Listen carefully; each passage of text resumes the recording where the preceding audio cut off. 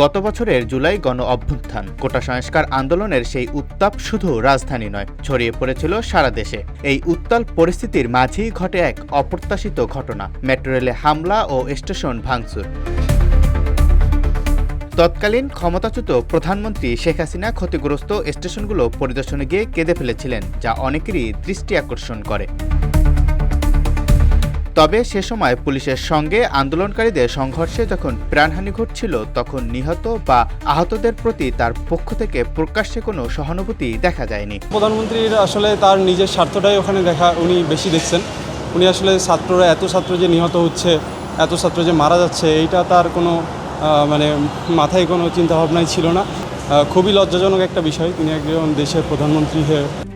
RICL TMX, যুগের পর যুগ স্থাপনা থাকে মজবুত। তার মাথায় যদি এতটুকু সেন্স কাজ না করে যে ছাত্ররাই হচ্ছে জাতির ভবিষ্যৎ, তো ছাত্ররা যদি মারা যায় তাহলে এই ভবিষ্যৎটা গঠন করবে কে? ওনার যে চিন্তাটা ছিল সেটা হচ্ছে যে আমার ক্ষমতা আগে, আমি আমার স্বার্থ। তিনি তার নিজের স্বার্থটা দেখেছেন, নিজের দেশের মানুষকে তিনি দেখেননি।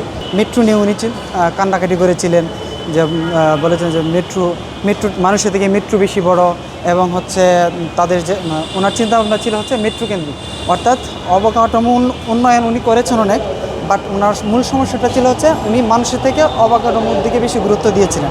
সে সময়ের রাজনৈতিক অস্থিরতার মধ্যেই মেট্রো রেলে হামলার ঘটনাটি সরকারের অগ্রাধিকার এবং জনগণের প্রত্যাশা নিয়ে বড় প্রশ্ন তৈরি করে। একদিকে যখন মানুষের জীবন ও নিরাপত্তা নিয়ে উদ্বেগ বাড়ছিল, অন্যদিকে তখন রাষ্ট্রীয় সম্পদের ক্ষয়ক্ষতিও আলোচনার কেন্দ্রে চলে আসে। জনগণের টাকায় নির্মিত একটি গুরুত্বপূর্ণ অবকাঠামোর এই ক্ষতি অনেকেই ভালোভাবে নেননি।